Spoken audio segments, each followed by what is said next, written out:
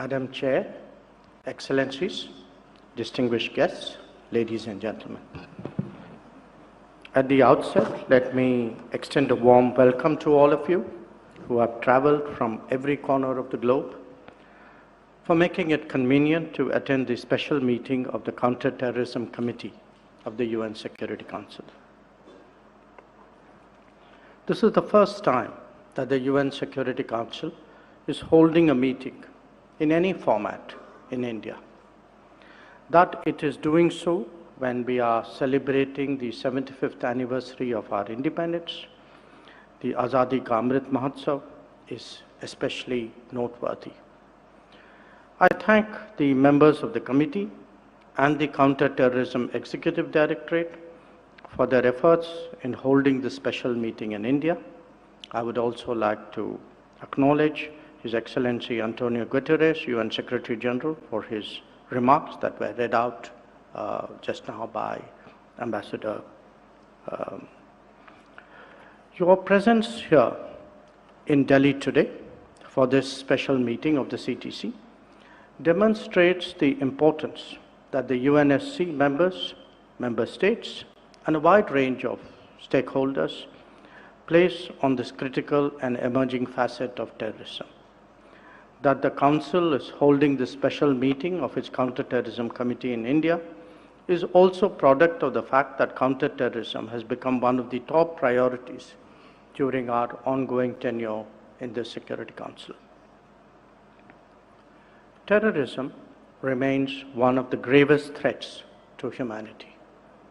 The UN Security Council, in the past 2 decades, has evolved an important architecture built primarily around the counter-terrorism sanctions regime to combat this menace.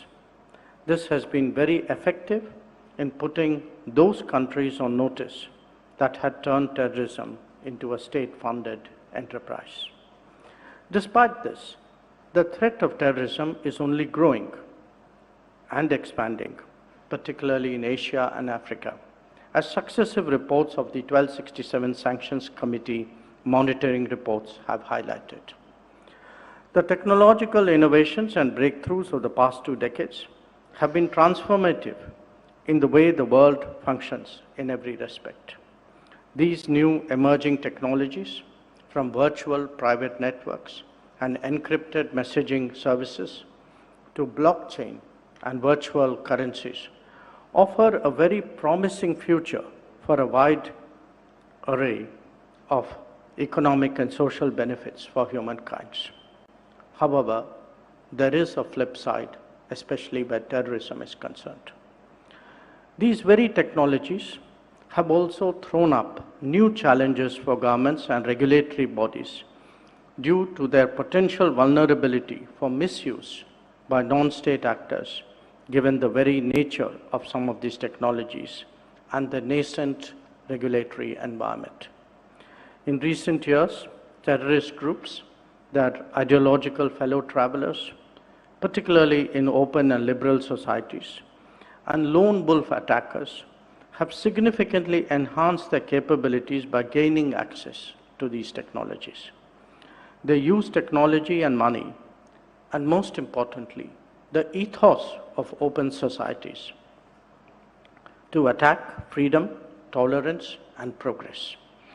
Internet and social media platforms have turned into potent instruments in the toolkit of terrorists and militant groups for spreading propaganda, radicalization, and conspiracy theories aimed at destabilizing societies. Another add-on to the existing worries for governments around the world is the use of unmanned aerial systems by terrorist groups and organized criminal networks. Being a relatively low-cost option with an increasing ease of accessibility, misuse of these unmanned aerial platforms for nefarious purposes by terrorist groups, such as weapons and explosives delivery and targeted attacks, have become an imminent danger. They are therefore a challenge for security agencies worldwide. The possibilities of using weaponized drones for terrorist purposes against strategic infrastructure and commercial assets call for serious attention by member states.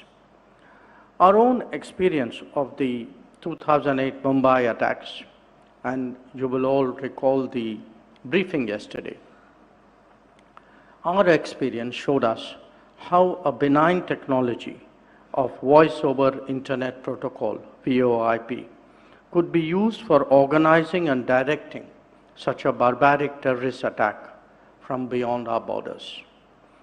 More recently, these terrorist groups have been using unmanned aerial platforms such as drones and quadcopters for cross-border trafficking of drugs and arms and for carrying out terrorist attacks.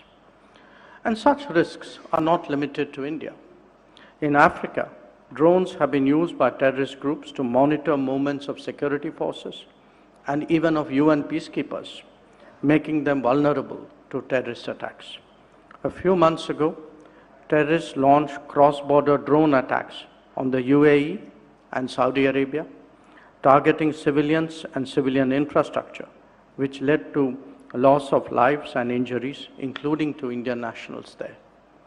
India has strongly condemned these cross-border drone attacks, both in UAE and Saudi Arabia. With this context, we felt an urgency to initiate a focused discussion at this preeminent Security Council organ, the Counter-Terrorism Committee, charged with the purpose of combating terrorism on this evolving threat from misuse of new and emerging technologies. In January last year, while addressing the Security Council on the issue of terrorism, I had called for the need for the international community to adopt an 8-point action plan, which remains relevant in the context of today's meeting as well. One of the key points I had advocated was for member states to increase funding for UN organs such as the UN Office of Counterterrorism, the UNOCT. We have with us Ambassador Vladimir Voronkov, Under-Secretary General for Counterterrorism. Excellency, I am happy to announce that India will be making a voluntary contribution of $500,000 in the UN Trust Fund for Counterterrorism this year to augment the efforts of UNOCT in providing capacity building support to member states in preventing and countering the threat of terrorism. I would like to conclude by reaffirming India's commitment to strengthen international efforts to combat terrorism, including combating the use of new and emerging technologies.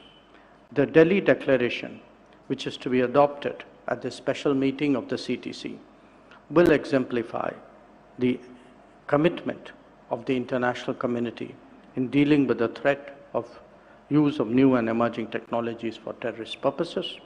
We are honored to host this special meeting of the Counter-Terrorism Committee in India and contributing to international efforts in this regard.